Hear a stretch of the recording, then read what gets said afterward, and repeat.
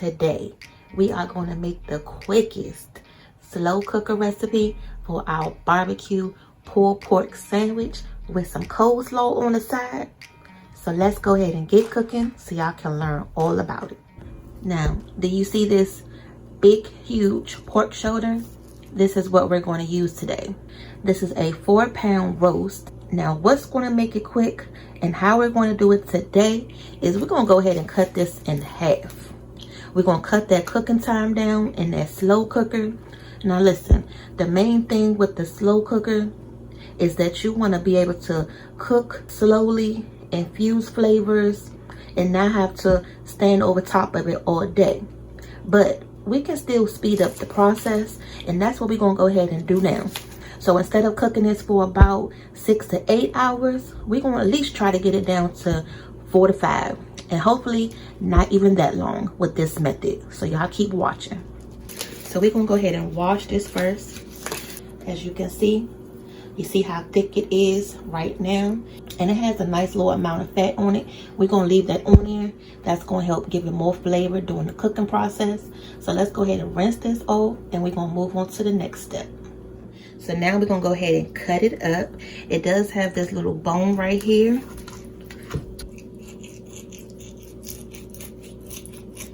And we're just going to slice it right on down. Normally when you see videos, you just see everyone put the meat right in the slow cooker like this. But what tends to happen is that you season everything on the outside, but once you go and cut the meat, like all of this on the inside is not seasoned. So then you may have to go back in after it's cooked and season it again. We don't want to have to do that today.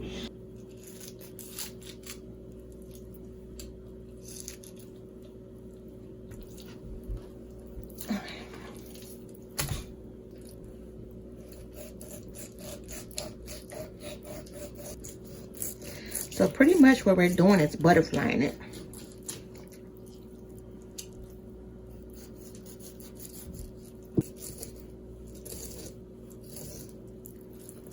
This is the thicker part of it. And you're just going to take your knife and just keep gliding it through.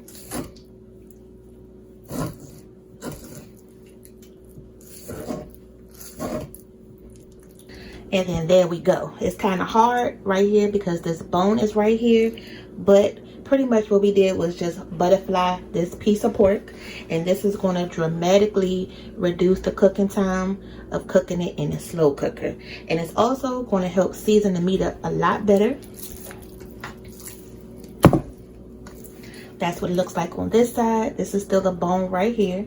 So let's go ahead and season it up. So the first thing we're going to do is to go ahead and start with the base of mustard. Normally we use yellow mustard. Today I'm going to use this gray Pham. Let's go ahead and dip it. I'm using this brush today because it's not even anymore. So I can't just go and lather it up. So I'm just going to use this little brush just so I can get in all of those cracks. And it's the same thing that we do with our ribs and our pork chops. It just adds a lot more flavor to them. Just going to add a drizzle of olive oil. This is going to help our seasoning stick. And then I have a little bit of kosher salt. Just a little. We're not going to make it overly salty because pork already has a salt content in it. And then we have some onion powder. Garlic powder.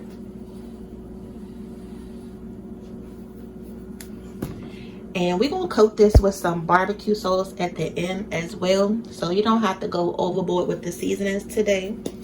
And then one last thing is we're going to add some cumin. And it's going to give it another little added flavor to your pork. Alright, let's go ahead and give that a pat. A little rub. Flip it over.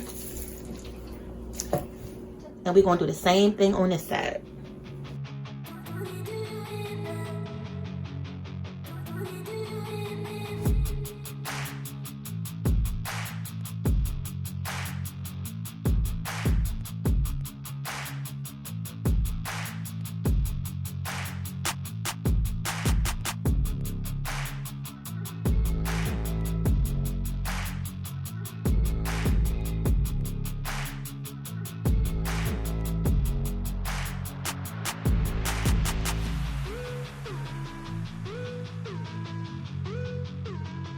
All right, so the meat prep is done. Let's go ahead and grab the slow cooker. Let's go ahead and put our pork. Now from here, it's simple. We just went on ahead and put the pork in there. I put the bone side up because it's going to be kind of hard to sit it on that side. So it's okay. Just leave it just like that. The end goal, once that pulled pork is done, we'll be able to pull this bone right off and everything will be nice and tender. Y'all see, just keep watching. So I'm going to start out with about a half a cup of water, not even that, because you don't want to drown this pot roast in liquid.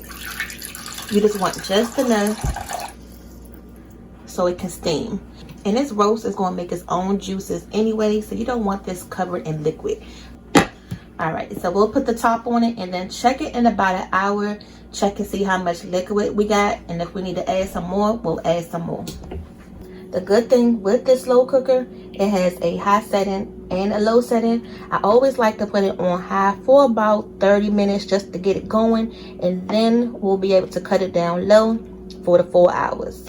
So right now it's 9:25 in the morning, so hopefully by 1 o'clock this roast will be done. What y'all think?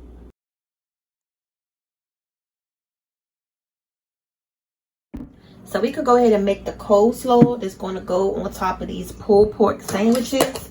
You can pretty much eat a lot of different toppings that goes on the pulled pork, but coleslaw is one of the most popular ones. And to make it homemade, you're going to take some shredded carrots. This is some leftover cabbage that we had from Daddy and Emmy made some steak wontons the other day, and y'all look out for that video. Trust me, they were delicious. Okay, so we got a bowl right here we're gonna go ahead and put it into, but first we got to go ahead and slice this cabbage up.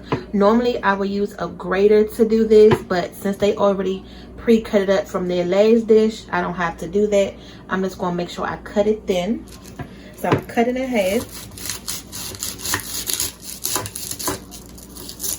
And you want to make sure it's about the same ratio size as your carrots. So since these are the thin sliced carrots, I'm going to make sure that the cabbage is nice and thin too.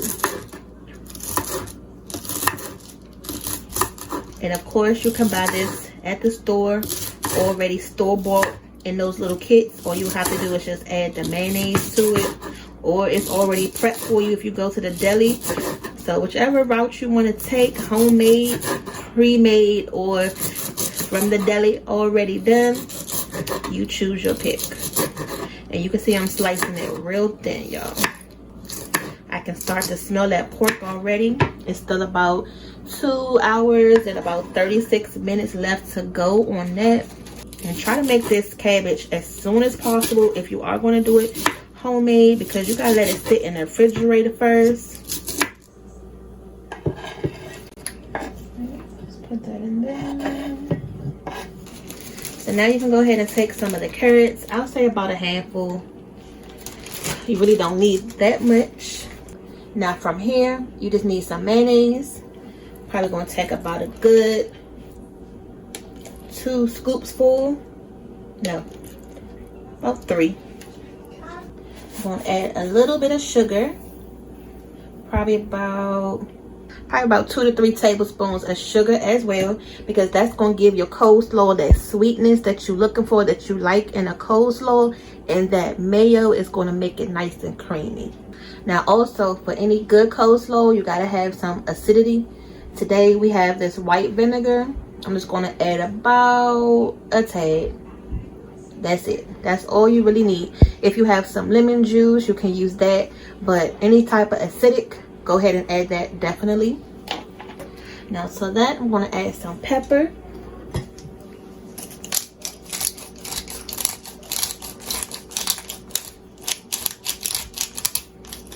And a pinch of salt, just to balance everything out. And that's it.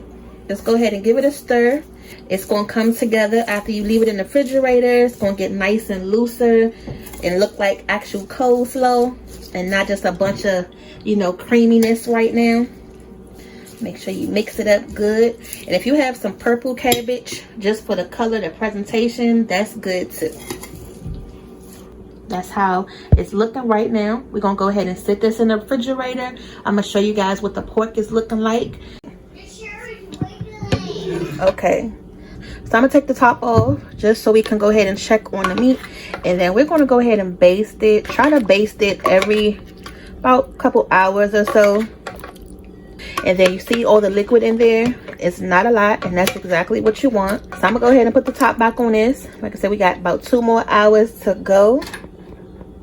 But yeah, this is what it's looking like so far. We got about 43 minutes left. It's been cooking for about 4 hours. Now I'm thinking that this 4 hours is still not going to be enough time because it's still not tender like how we want it to do. Even though I can stick my fork in it, it's still not exactly where I want it to be at. So I'm gonna go ahead and just let this continue to cook. I flipped it over so you can see it's tender. I can put my spoon all the way through it, but it's still not tender all the way like how I want it to be. So I'm probably going to cook this for about another hour and a half or so, and then we can go ahead and start the shredding process. And what I'm gonna do now is to go ahead and turn it on high for about an hour and 30 minutes. Let's start there. All right, so let's go ahead and check on the pork. Basting it every so often, and now we can go ahead and shred it up and get it ready for the barbecue sauce. Now it still has a lot of liquid in here. We're gonna go ahead and drain some of that out because we don't want the barbecue sauce to be, you know, real liquidy. So this is the broth that we took out. It's still a little left in there. Now you need 2 forks or some tongs or something. Actually, you don't even need it. Y'all see how that meat is just breaking apart? I was going to say you need some tongs or 2 forks, but this meat is so tender. And then I tell you, it's going to fall right off the bone. Well, look at that. Did it not or did it not? Look at it. And I'm going to use the forks because this is the barbecue pulled pork. And I want to make sure it has that shredded look to it. We're going to keep the rest of that liquid in there. That's just going to make sure that the pork stay nice and hydrated. But look at that, y'all. Don't that look good already? Now this is a piece of fat from the meat, but we don't need this. So I'm going to go ahead and throw that out. Now I haven't turned this off yet. It's still on a low heat because we're going to go ahead and put some barbecue sauce on there. This is some hickory and brown sugar, but you can use whatever barbecue sauce you want to. Just gonna go ahead and put that on there right just like that. So that was the first one. I got another one right here. So let me stir this up first, see what we're working with, and then we can add some more. Ooh, burnt myself. Hold on. Okay. Yeah, so I can already see that we can add some more. So let's go ahead and do that. Now for this one, I'm only going to do halves because I want to make sure that when we put our sandwiches together, just to do that extra little barbecue sauce on top. Y'all know.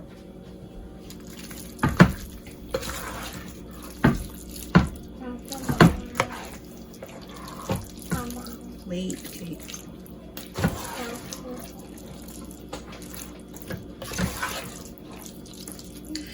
Now I'm going to also add a little bit of this pork and meat rub to help deepen the color up a little bit.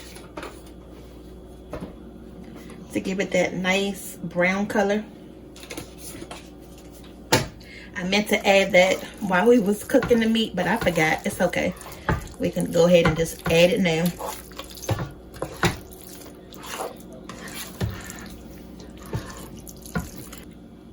All right, and that's it. This is the pulled pork.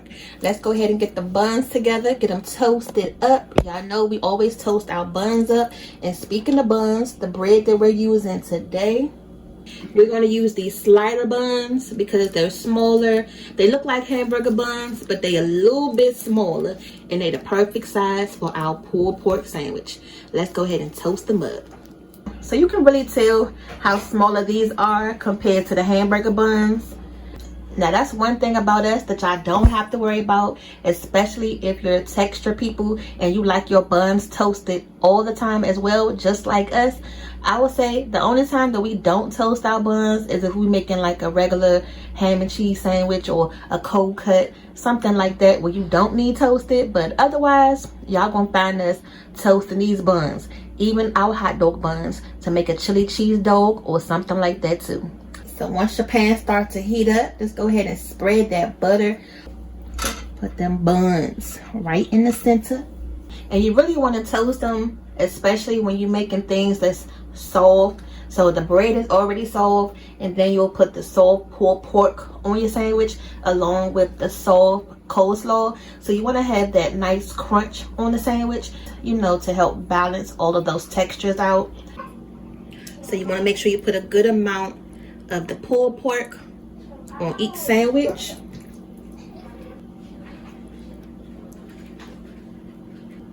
Okay.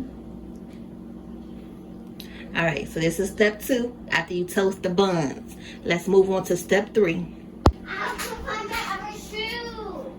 Drizzle a little bit of barbecue sauce just for the final presentation. Okay, and then don't forget about your coleslaw. You see how it became nice and loose? That's exactly what you want. We're going to take a little bit of this, but try to make sure you drain some of that liquid off of it before you put it on your sandwich. Okay, so then you're going to put a little bit of the coleslaw on top. Put it on the side. Oh, it go on top. Well, one of those can be ours, so don't put it on. Look, the kids don't understand, you guys. They're like, why am I putting the coleslaw on top? They don't understand. It's the way you're supposed to eat it. Don't put that on all of them. Coleslaw in general. Hold on. So that's what it looks like with the coleslaw on top. And then you just take your bun and top it. And then there we go. You got your nice barbecue pulled pork sandwich that was done in about 5.5 hours compared to the 8-hour time frame. All right, you guys, so as always, go ahead and give us a big old thumbs up, like, share, subscribe, and go ahead and comment down below what was your favorite part about this dish. We'll see y'all back for the next video. See y'all later.